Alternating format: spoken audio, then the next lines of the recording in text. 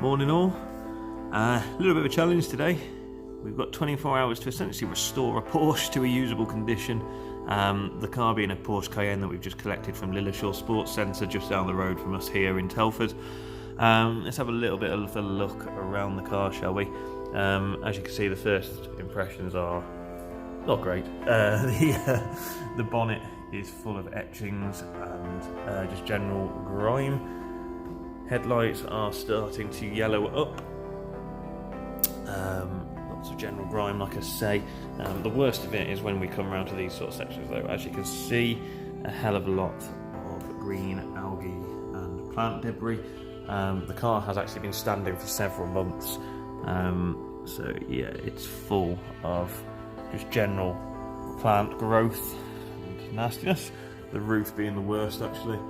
The roof is going to take significant levels of work to get to standard. Wheels looking pretty tired.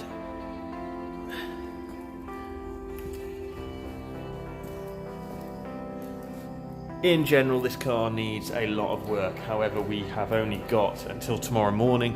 The time is currently 5 to 11.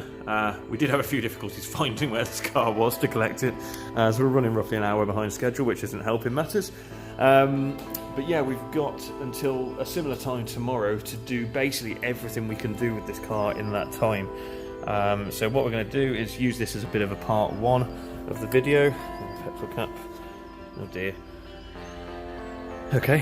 So yeah, we're going to use this as a little bit of a part one, before if you like.